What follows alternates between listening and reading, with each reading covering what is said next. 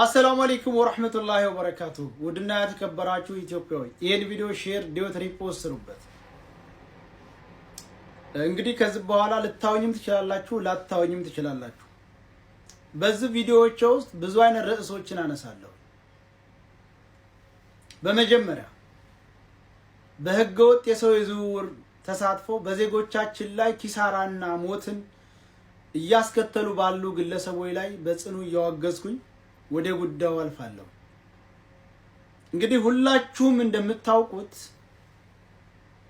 ይሄን 15 ቀን የነበርንበትን ውጣ ወረድ ሁላችሁም ታውቁታላችሁ።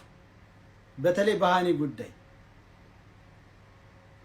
ምግብ ሳንበላ ውሃ ሳንጠጣ ስራ ሳንሰራ እንቅልፍ ሳንተኛ ሰውነታችን ቢጫ እየሆነ እቺ ትክክለኛ መሞቷን የሚያረጋግጥ መረጃ ሳይኖራቸው ለቤተሰቦቻቸው ሙታለይ ብለው ባወጁ የህገወጥ የሰው አዘዋዋሪ ደላላዎች ላይ ትልቅ ተጽዕኖና እንዲሁም እነዚህ ግለሰቦች ቀርበው በህግ ተጠያቂ እንዲሆኑ ጥያቄ ስናቀርብ ቆይተናል። ከዛም ባሻገር እሷ ጋር የነበሩ ግለሰቦች እውነቱን እንዲያወጡ በሚል ጭቅጭቅ ውስጥና ሰጣ ገባ ውስጥ ገብተናል። ለምሳሌ እንደ ገጠር ላይ ያለ ወንድማችን አይተሃል ወይም አላየህም፣ እውነቱን ንገረን አትንገረን በሚል እሱም ደግሞ አንደዚህ ሌላ አይነት ቃል፣ ሁለተኛ ደግሞ ሌላ የተለየ ቃል በመናገሩ እውነቱን ንገረን በሚል ተጽዕኖ አድርሰናል። በዛም ደግሞ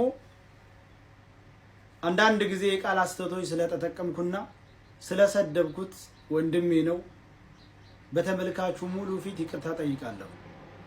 ሁለተኛው እኔ እነሱ ጋር ነበርኩ አይቻለሁ ያለ ስሜ ሐሚድ ነኝ ያለ ግለሰብ በሶሻል ሚዲያ ማን እንደፖስተው ባላውቅም ሲንሸራሸር አይቼ በቀጥታ የልጁን ቁጥር በማፈላለግ ቁጥሩን ታገኘው በኋላ እሱ ላይ ደውዬ እውነት አይደለም በማለት እውነቴን ነው ብሎ እነሱ ጋር ለመኖሩና ላለመኖሩ የገጠር ልጅን አስገብተን እስቲ አንዳንድ ጥያቄዎችን ጠይቀውና እናንተ ጋር ለመኖርና ላለመኖሩ እናረጋግጣለን ስንል የገጠር ልጅ መረጋጋትም ስላልነበረው ውክቢያና እሱ እንዳይናገር የማድረግ ሂደት ስለነበረ በዛ እኔም ስሜታዊ ሆኜ ሰድቤዋለሁ። ዲቃላ ምናምን ብዬ ስለሰደብኩት ይሄንንም ይቅርታ ጠይቃለሁ። በመቀጠል በዛኑ ሰዓት በዛኑ ታይም ላይ የቲም ነው ብለው ኮሜንት ላይ ሲጽፉ አይ የቲም አይደለም አባቱ የከሚሴ ኦሮሞ ነው፣ ምናልባት አባቱ ጋር አላደገም፣ እንደሰማው ከሆነ አባቱ ጥሎት ከእናቱ ወገን ጋር ነው ያደገው፣ ስለዚህ ያስተዳደግም ችግር ኑሮበት ይሆናል እንደዚህ በእህቱ ላይ ጨካኝ የሆነው ብዬ በሰራሁት ቪዲዮ ላይ ጭራሽ የብሔር ስም ሰጥተው ብሔርን ከብሔር ለማጋጨት እየሄዱበት ያለው መንገድ በጣም አስጠያፊ ነው።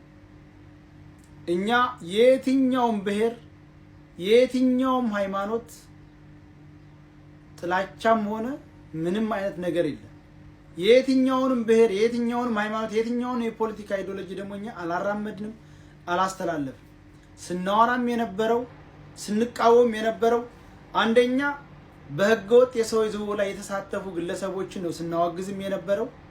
ሁለተኛ በዛ መንገድ ላይ አሁንም ለመንጣት ያሰቡ ዜጎች መንገዱ ምን ያክል አስከፊና አሰቃቂ ህይወትን የሚቀጥፍ መንገድ እንደሆነ ተጠንቅቀው በህጋዊ መንገድ ወደሚሄዱበት መንገድ ምርጫቸውንም ህጋዊ እንዳደርጉ ለወገኖቻችን ለተከታው ሙሉ ስንመክር ነበር። ከዛ በዘለለ እኔ ደጋግሜ የምናገረው የትኛውም ብሔር የትኛውም ሃይማኖት ጥላቻም የለብኝ፣ ጠልቼም አላውቅም።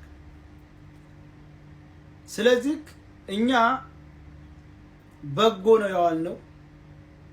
በረሃ ላይ ለቀረችው እህታችን ፍትህ ነው የጠየቅነው።